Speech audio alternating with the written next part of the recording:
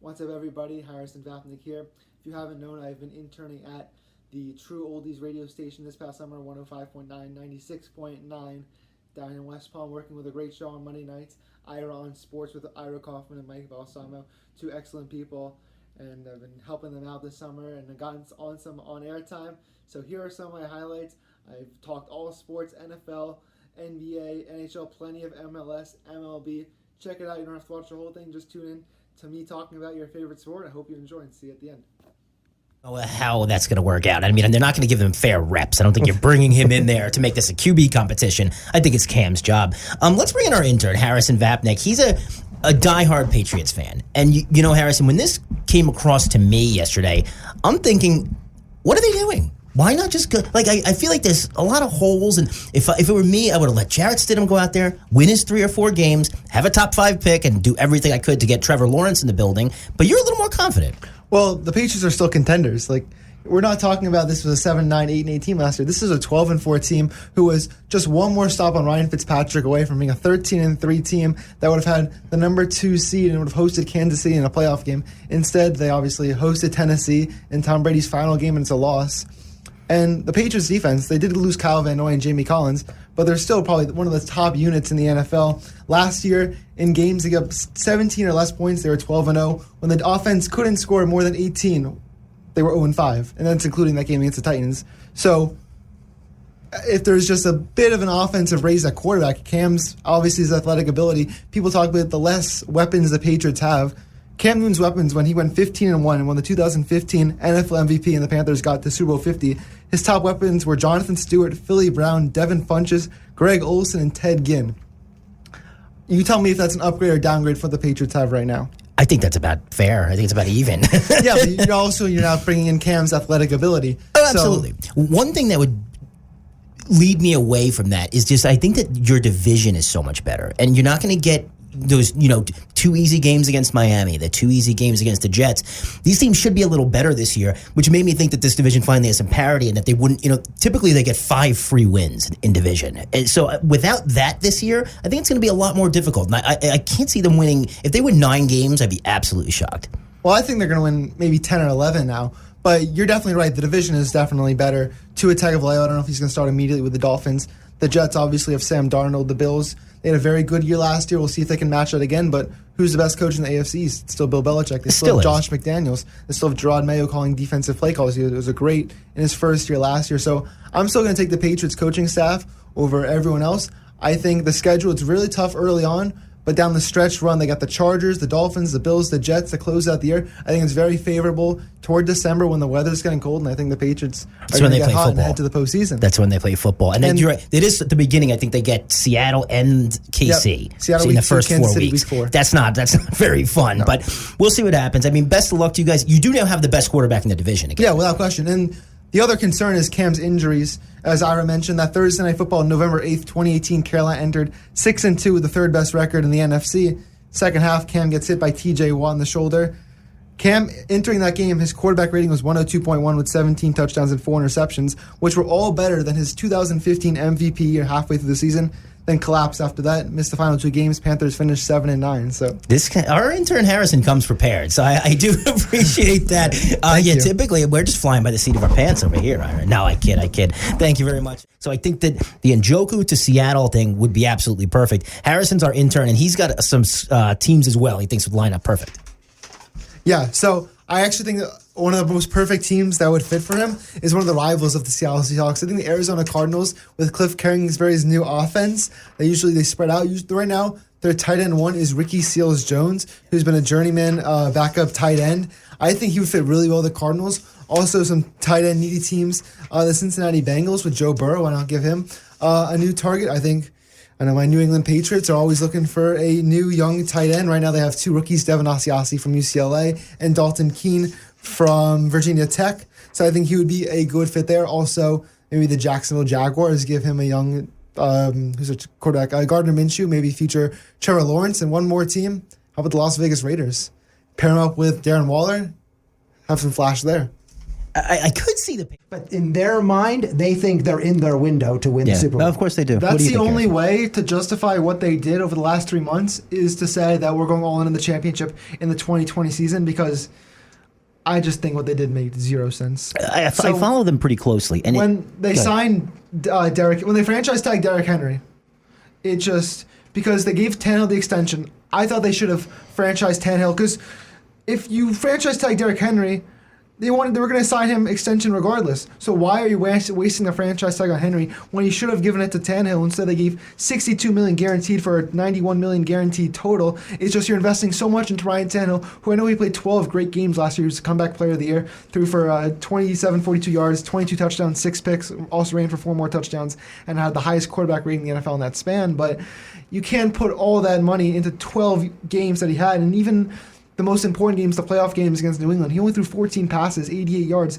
In the game against Baltimore, that was the game against Baltimore, the 17-14. Against New England, 8 of 15, 72 yards and a touchdown. He wasn't the reason they were winning those games. It was Derrick Henry. I won't knock him for that, though, because it's not like he had 45 incompletions. He just didn't choose to pass. It was the run-first offense. He only threw the ball 14 and 15 times. It was the Derrick Henry offense that they had, which the Henry contract for them was great. It was a team-friendly deal. After 2 years, they can work it out again, but just I don't understand why they gave Tannehill all that money. I think that part of it is there's like a $10 million difference. So it might be cutting off your nose to spite your face. He's only going to get $22 million on this deal. Franchise tag is going to be like 32. Yeah. So maybe that was their reasoning. Like, we're getting a little bit of a bargain here, but people just think Tannehill's a bum. But with the Tannehill deal, so when we get to Week 10, the Titans play the Colts on Thursday Night Football in Indianapolis. When that game ends, are we going to be saying 10 games through the Titans season, wow, they got a great deal for Ryan Tannehill in that contract? Or are we going to be saying, if they make the AFC Championship game again, when they're 9-1, I think and I was listening. When you made the comments you did, I looked and I'm listening to what Tennessee's been saying, and they're feeling. I know we have a different opinion of Ryan Tannehill down here in South Florida. Yeah, totally I think that's different. skewed. This is a different Ryan Tannehill, and their view of Ryan Tannehill. But that was 12 games, though. You don't know how it's going to be next year. But their comment on Ryan Tannehill is he is the player that can make the pass. Like we saw Jimmy Garoppolo could not make those key third down passes last year. They feel that he is the player that on 3rd and 12 and 3rd and 13, when they're in trouble, is not going to throw an interception, but who's going to make that pass and who can run the offense with his pick, even if they are late round firsts. Have you seen the Jets draft before? The Giants too. Jets and Giants draft terribly, and that's why I think the fan bases are more like, I don't care about this. I need the number 1 pick, or it's not going to work out. We're bad drafters. But then Pittsburgh gets starters in every round. A team you're forgetting that doesn't draft well either is the Seattle Seahawks. Yes. Look at the last 4 or 5 first round picks. Jermaine Ifeidi, Rashad Penny, LJ Collier, they took in last year's first round. I didn't even know this. And they took Jordan Brooks from Texas Tech, linebacker, in this year's draft. I think this is a great trade for Seattle. They're in a very crowded championship hunt in the NFC with the Cowboys, Eagles, Packers, Vikings, Saints, Bucks, 49ers, and Rams. And they need another player in the defensive help. And we know Pete Carroll loves defensive backs. He came into the NFL as a defensive backs coach with the Minnesota Vikings, I think, in 1984. And look, they haven't drafted well. Why don't you go all in? And I think they're a Super Bowl contender in the NFC. And you look at it from the Jets' perspective, they had to get rid of him after his contract last week. They got a good, solid return back with Bradley McDougall, a veteran safety, played for the Chiefs, Bucks, Seahawks. He's never been a top 10 safety, but last year in the playoffs played really well, 11 tackles in their win against Philadelphia. And these are going to be mid to high draft picks. And they thought they had a pretty good draft last year. They got Mekhi Becton from Louisville, Denzel Mims from Baylor, Ashton Davis from Cal, who's now going to be Adams' replacement, Michael Pirine. But I think another perspective that people are not thinking about is the Dallas Cowboys. This guy literally said in that video for the supermarket, he said that he's trying to go to the Cowboys. And the Cowboys had all the pieces. They could have given up all of this to the Jets, but they didn't. They took Seattle's offer, and this is big. I think Jerry is going to regret not making this trade for Jamal Adams. He wanted to play for them. He obviously still could if he leaves in free agency, but this is a big miss from the Dallas Cowboys. So, Ira, it's interesting. The key teams have decided to opt it out, and in the next couple of days, even more will opt out. Did you call Patrick Chung one of the best safeties in the league? I said he's one of the top safeties that is important to the team, yes. Well, if we're talking about the Patriots opt-outs, obviously people overreact 8. 4 of them are real players. The other 4 are players that probably weren't going to make the team.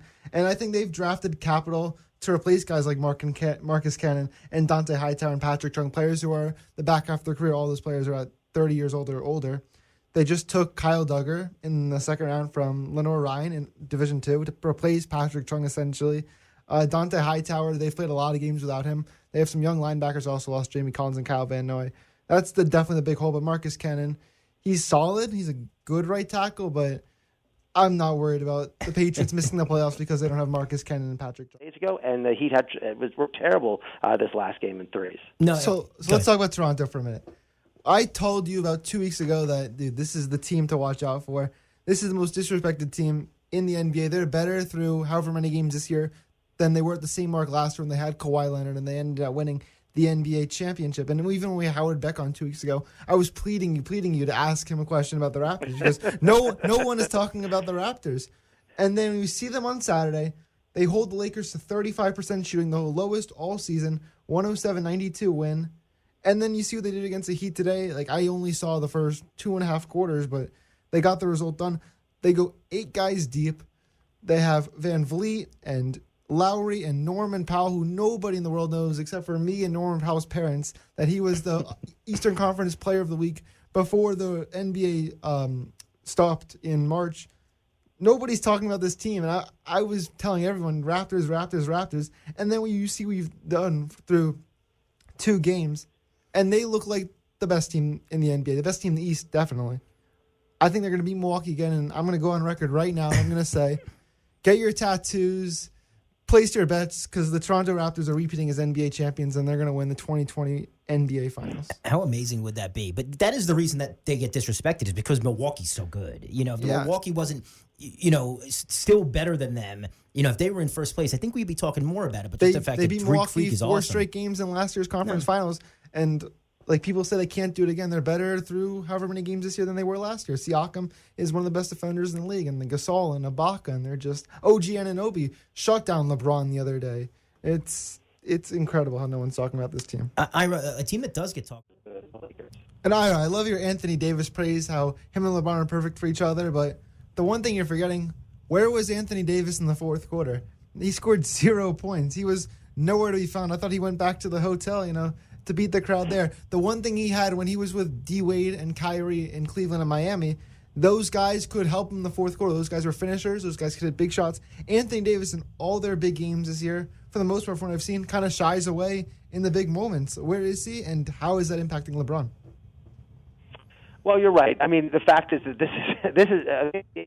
They also have Gary Trent, who's literally come out of nowhere. I think he scored 20 points yesterday against the Celtics. He just out of nowhere. They needed another guard like that off the bench.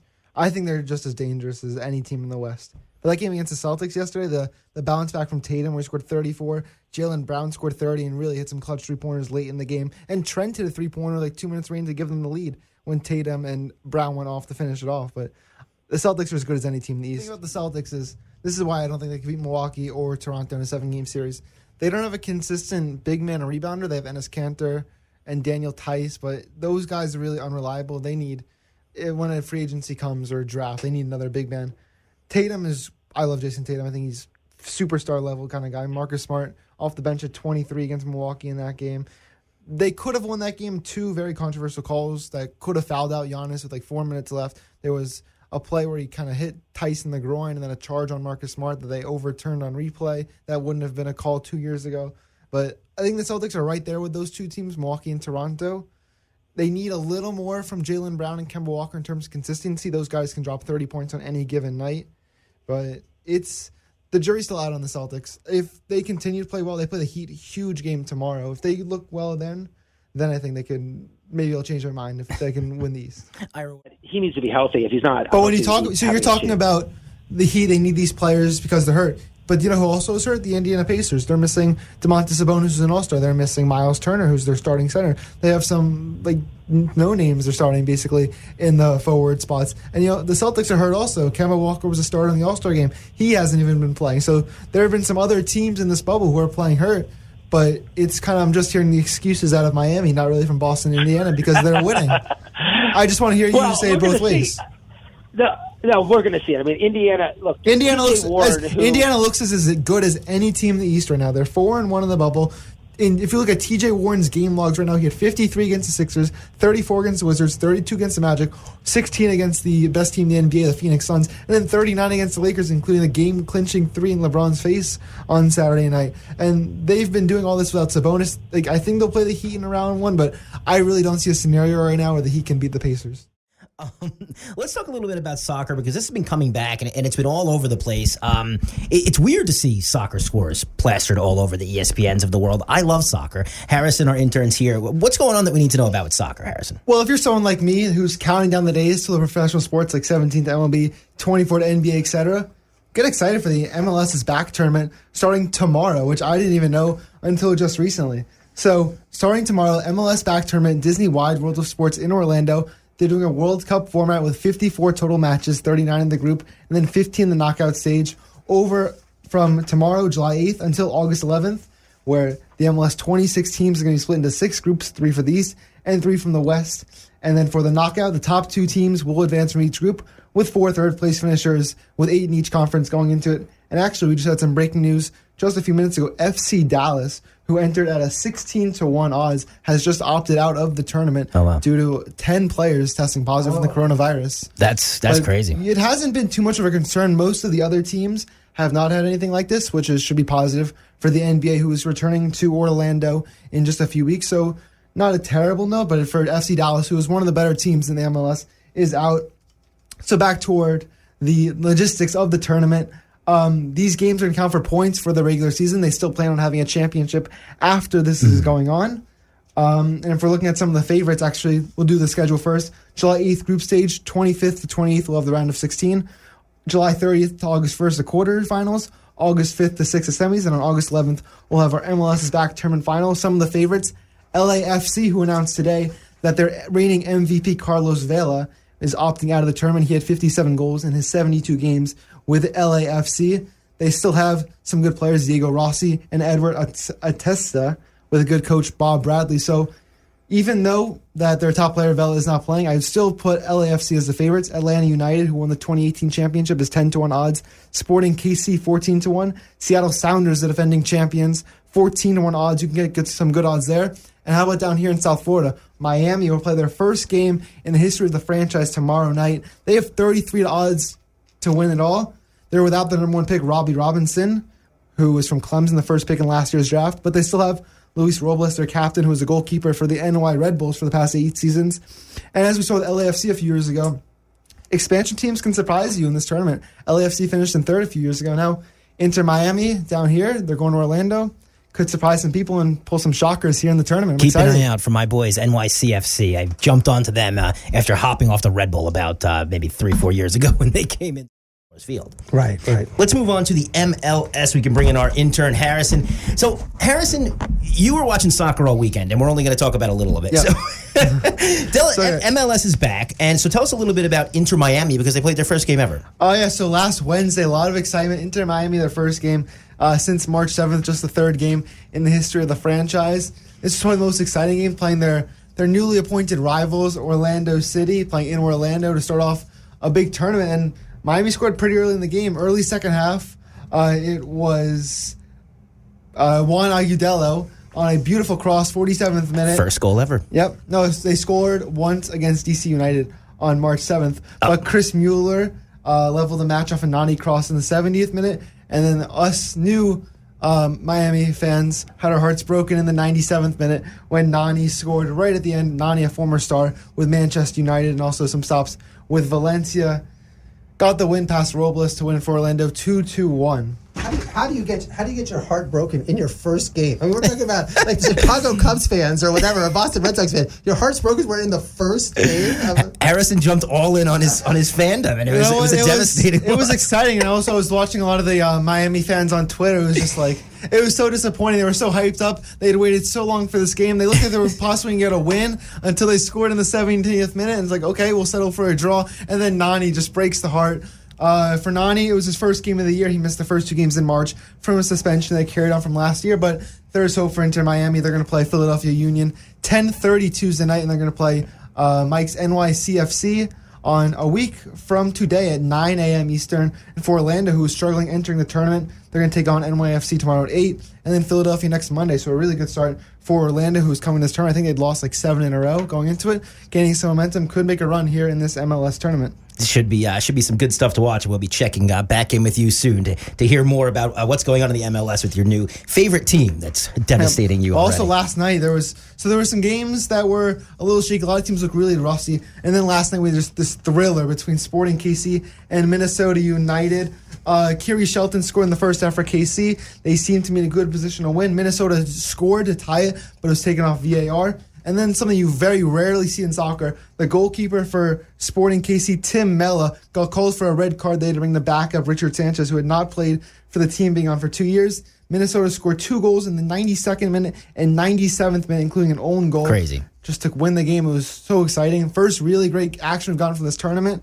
And this tournament's starting to get hot. Harrison Vapnek, thank you so much for your that was funny. You're pretty good. Tournaments last of the year. Harrison, running out of time. What's going on with MLS? All right, MLS round of 16 started Saturday night. Orlando beat Montreal 1-0 on a Tesho Akadelli goal in the 60th minute. They're going to play the winner of Seattle LAFC tonight, and they're going to play that game Saturday at 7:30. Philadelphia remained unbeaten at this tournament. They beat New England Revolution 1-0 on a Sergio Santos goal. They're going to play KC on Thursday at 8 p.m. NYCFC, I think you should hop back on that bandwagon. They dominated Toronto 3-1. They're going to play the Portland Cincinnati winner. And last night, the game ended at like 1:30 a.m. Sporting KC beat Vancouver in penalties after 0-0 through regulation and extra time. They took a 3-1 on penalties. They should have won regulation, but it took them a while to win it. And coming up tonight, Real Salt Lake's going to take on San Jose at 8:30. And at 11, LAFC, the team I picked to win this whole tournament, takes on another pre-tournament favorite, Seattle Sounders, in a rematch of last year's Western Conference Finals. So when we talk next week, we'll be previewing the semifinals. So, Ira, I thought my phone... All right, so we're nearing the end of this MLS is Back tournament. The semifinals are set for this week. Wednesday at 8 p.m. will have the Philadelphia Union take on the Portland Timbers. Philadelphia beat New England in the round of 16 and then beat Sporting KC 3-1 in the quarters. Portland took down Cincinnati in Case in the round of 16, then rallied back on Saturday night from down 1-0 Arlington Mike's NYCFC to win 3-1.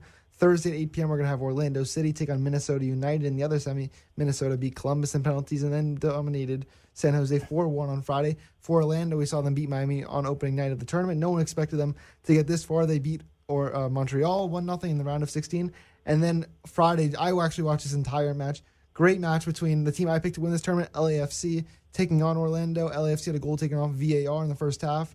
Orlando City missed a penalty kick. Bradley Wright Phillips of LAFC scored in the 60th. Looks like it was going to win the game, but then they scored. Orlando scored a header in the 90th minute to force PKs, where they took it 5-4. So all 4 of these teams had long odds to get here entering the tournament. Portland was 22-1, Minnesota was 25-1, Philadelphia was 40-1, and it's just been a crazy tournament. And we're nearing the semifinals. The tournament is almost over.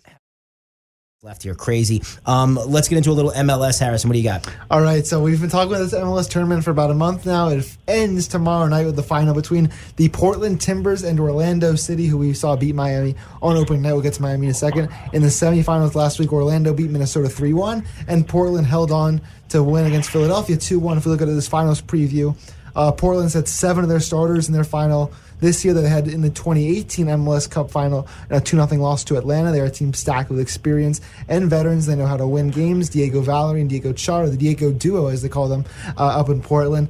They have led this Timber team in 2020. They have a chip on their shoulder after a disappointing loss last year in the playoffs to Salt Lake. If we look at Orlando, they've never even made the playoffs in their 5-year existence. Oscar Pereira, who they hired as their manager this year, they have great veterans like Pedro Glacelli and Marcio Piera.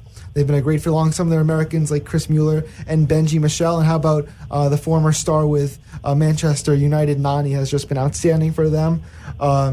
He had 2 goals in their win against Minnesota. He's a great example of what they're hoping to get. And then we had some MLS news early this morning. Inter Miami has signed Blaise Matuidi from Juventus. He's only 33 years old and 36 career goals playing for Troyes, Saint Etienne, PSG, and Juventus. He was a member of France's 2014 and 2018 World Cup teams. In the 2014 World Cup, he scored 2 goals against Switzerland in group play, and he was also a member of the 2018 World Cup champion team with PSG. So, not PSG, France. So, exciting news for Inter Miami, their first big signing. Ira, it's really shaped. They had their lottery. None of them were eligible for the first overall pick. The Detroit Red Wings won 13 games last year and were not eligible for the first pick. So what's going to happen is this play-in series, the 8 teams that lose and don't get the play-in series all split a 12.5% chance to get the first overall pick. This year, it happens to be a generational player. What do you know? Alexis Lafreniere from Montreal. So some team that's not even the worst teams in the league is going to get a generational talent. Teams like Montreal, Harrison, to me, should lose on purpose. This team they're not going anywhere beyond that round. Why wouldn't you want a 12.5% chance to get this kid in the building? No question. And it's crazy that every team that's playing in the qualifying round that loses is all going to have a 12.5 chance to get the number one pick. So, for example, the best team... Pittsburgh Penguins could get it. Yeah. And the Montreal Canadiens are as polar opposites hockey teams as you're going to get. The Penguins were just a few points back of the number 4 seed, the Philadelphia Flyers. The Montreal Canadiens were so close to not making the playoffs. They were so far back. Like, if the season didn't get on pause, they're nowhere close. Now, Pittsburgh, if Montreal somehow pulls an enormous upset in the qualifying round, the Pittsburgh Penguins could get the first pick in the draft and heading into next season have one of the best young players paired with Sidney Crosby. And basically the heir to Sidney Crosby in Pittsburgh. It's just crazy to think about. Ira, I'm sure it's not going to bother you all that badly if Pittsburgh lands some woodworks here to fill out these rosters. NHL is...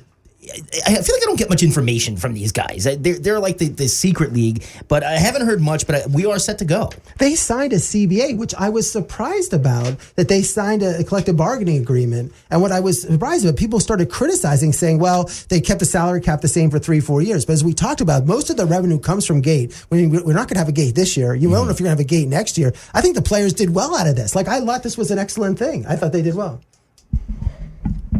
Harrison, Oh, no. Also, I was just wanted to say an NBA update. Russell Westbrook was positive for the coronavirus. His status is in some question right now. But also with the NHL, they will be returning to the Olympics after not going in 2018. They have not won gold since 1980, of course. And then we got some dates this week. The Stanley Cup Final is going to begin September 22nd and no later than October 4th. The NHL Draft will be held on October 9th and the 10th. Free agency is going to start 7 days after the Stanley Cup Final ends.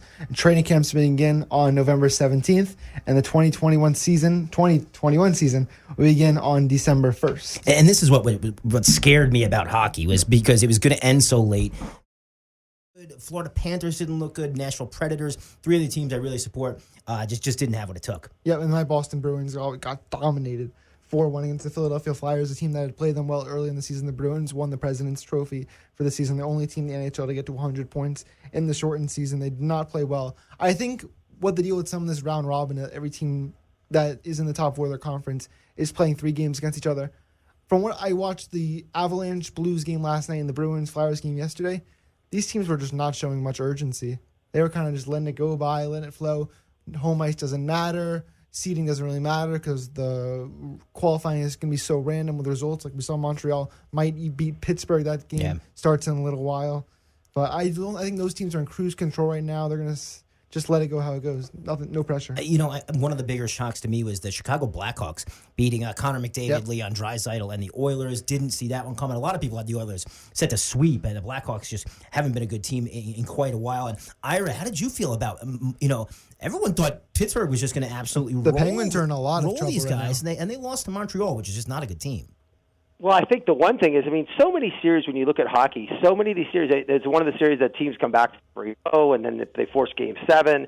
The fact that it's only a 5-game series for these first rounds, it is crucial, and it is a situation that you're going to have to turn around and come back. And for the Penguins to go down in the game, like you do not want to, in this type of series, you don't want to be down, because if you get down, because they're so, now the team is, they don't have to win 4. I know that sounds really weird. There's a big difference between winning 4 and 3, and I think that you just do not want to go down 1-0, 2-0, and I think it's going to put you in a lot of trouble. And you don't have the home ice advantages. A lot of the teams we see in hockey, there is that advantage when they go back and they get the home ice, and the teams are all excited and they get all this and they get wound up. You're not going to have that energy. So if you're down, say you're down 2-0 in a series, I don't know if you have that. It's basically over. It's push to come back to go and try to close out that series. But Ira, you talked about these teams don't have home ice. These teams are away from home. What about the Toronto Maple Leafs, who are literally playing on their home ice? They were shut out by the Columbus Blue Jackets. Their goalie, Jonas Korpisalo. Thank you, Mike. Toronto allegedly built this super team a few years ago. They signed John Tavares. They have a rising star, Austin Matthews, Frederick Anderson in the net. They were supposed to be good, and they lost in the first round the last 2 years to Boston 7 games, and now they're in a lot of trouble. They lost to the Blue Jackets in Game 1, and now they have to win I almost tonight. think it's more to others.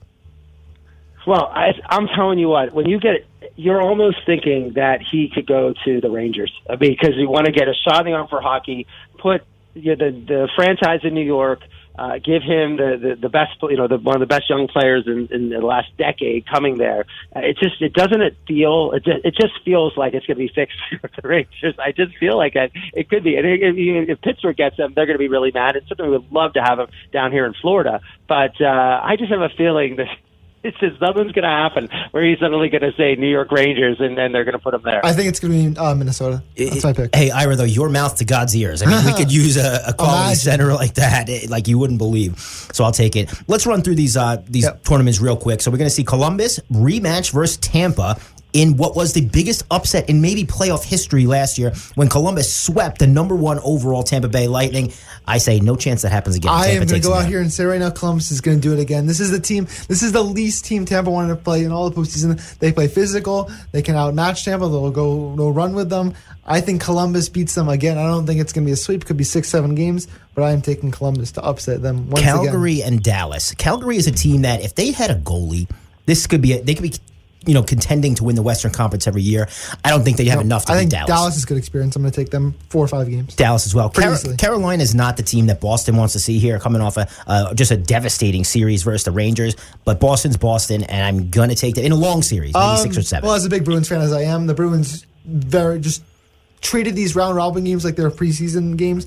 They won the President's Trophy this year. They faced Carolina, actually, in last year's conference finals and dominated them. 3 of the 4 games were just absolute blowouts before they even got to the third period. I do think the Bruins are going to win. They're going to turn it on. Hopefully they flip the switch, win it in probably 6 games. Nice success story with Chicago beating Connor McDavid and the Oilers, but can't see that continuing with their shoddy defense and goaltending versus Vegas. Nope, they have. It's a fun story that they were able to beat Edmonton, but Vegas is too much there. It's so talented.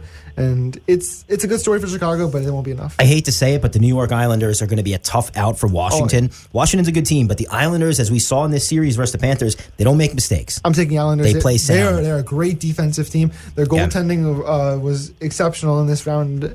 Varlamov, their goalie, was outstanding. He made so many clutch saves against the Panthers. The Caps didn't really look that good in the round robin, unlike the Bruins. I think the Capitals were really trying in those games. I think Islanders win that series. Pull the Caps in 6 or 7 for me. So Arizona is a great story. No chance they beat Colorado, who I think could be the best team in the West. Colorado, I think, is my pick to win the Stanley Cup. I think they are deep. They have good goaltending. They score a lot of goals. I think Colorado could be a sweep. Philadelphia is a team that nobody would have predicted be the #1 overall seed. They were won like 8 in a row before we got to obviously the stoppage, but they were dominated those round robin games. I can't believe the Canadians beat Pittsburgh. Ira, you should be embarrassed from your hometown, just against a team that was the last team to make the playoffs in the entire NHL.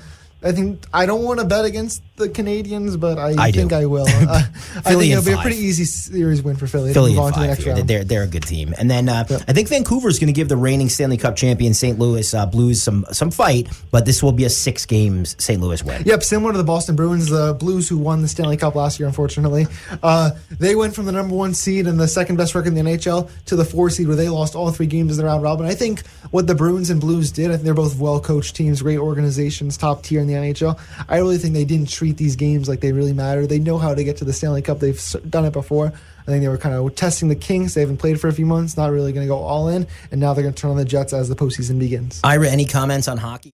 Bullpen. Let's go to the AL East. If my Yankees don't take it down, I would be shocked. Well, in the East, yeah, they're not even shocked. I think it'll be investigation. I mean, it had to be. How in the world?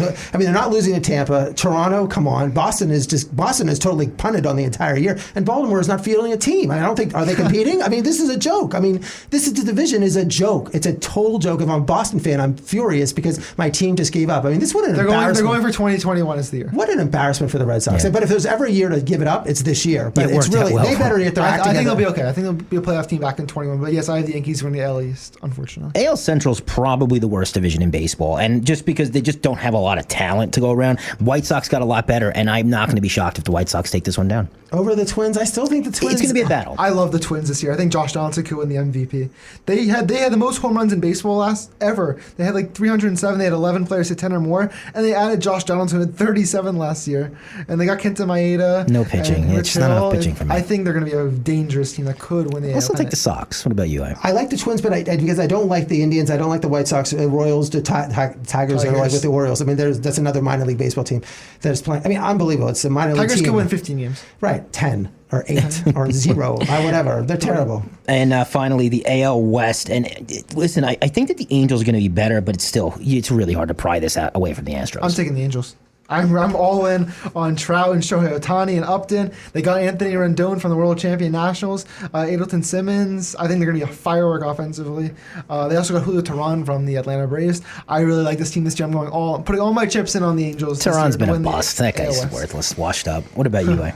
I think Altuve, Correa, Bregman, Gurriel, Brantley, Springer, I Reddick. think so. My thing with the Astros, sorry to hop in, but I think they were really looking forward to, from what I saw in the spring training games, was just the negativity. I think they were going to build off that and feed off that. And it's not there. They're just better. They're talented. They have the best players. I think they're the team. The only team I think with Verlander, if Verlander stays healthy and Greinke has another good year. Remember, people say they lost Cole, but they still have Greinke. They still have Verlander. I think. Look, I like them, but I think the Angels are going to get the wild card. Okay. But I do think the Astros. I think the Astros win the And division. my wild card is the White Sox and the Tampa Bay Rays.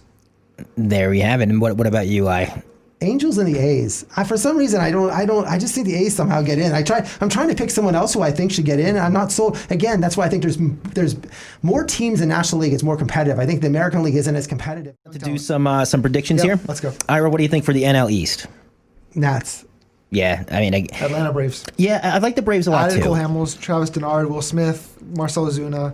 The only team with better young talent than the Braves is the Nationals. So that's what kind of disturbs me a little bit. The pitching's not as deep as it could be on the Braves, but I think they're definitely going to make the playoffs. But I love the Mets also. I love the fact that I think Alonso is going to have another great year, and I think Cespedes put him at DH. That's another DH thing. Just load him on DH. Don't have him run. Don't get him hurt. I like DeGrom, Stroman, Purcell as pitching. Matt Walker comes in there. I like the Mets a lot, and even the Phillies. You saw Didi had a home run the other day. I think Bryce Harper could. Bryce Harper gets hot for sometimes 50 times. If this is his hot streak of these 50 games, he's going to be the MVP. And so I'm nervous about their pitchers, but the Phillies pitchers. But I like the Mets. I like the Nats. This is probably the best division in baseball. It's going to be the toughest one to win definitely. because even the Marlins are bad, but there's 4 teams that could all win it. You're not going to be that shocked.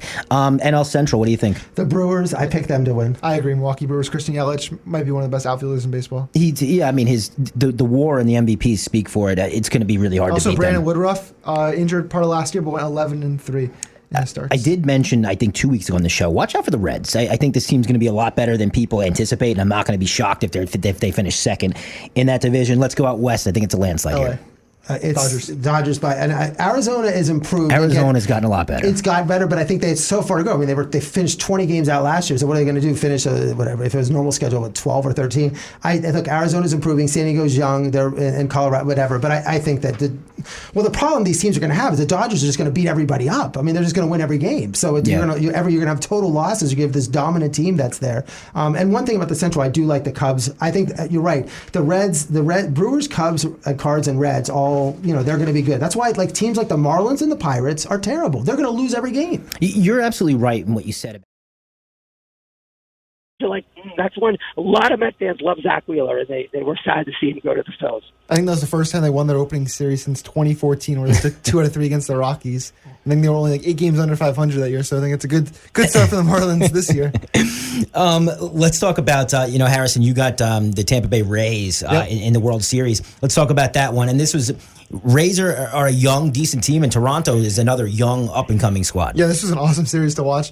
Friday, Tampa lost 6-4. Charlie Morton was a disaster. And they're down 6-1. Almost came back, scored a couple runs in the 8th and 9th inning, still lost. Saturday, 8th inning rally. Brandon Lowe had a huge triple and then scored on a balk to have a 4-1 win for the Rays. Their bullpen is also as good as advertised, and also without Garcia.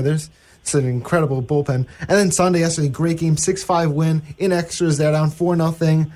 G-Man Choi, this guy's good. No one talks about this guy enough. He was clutch for them yesterday, and Kevin Kiermaier had a walk-off triple in the 10th. I love the new extra inning rules, by the way. Gets the game over fast, and I really like the Rays this year. They looked really good this weekend. They could have easily swept it if they could have had a little more of a rally on Friday. They're taking on the Braves. This is my World Series preview right here. I'm getting excited for this game starting tonight, and this is the team to watch for this year. Them and the Yankees are going head-to-head in that AL East.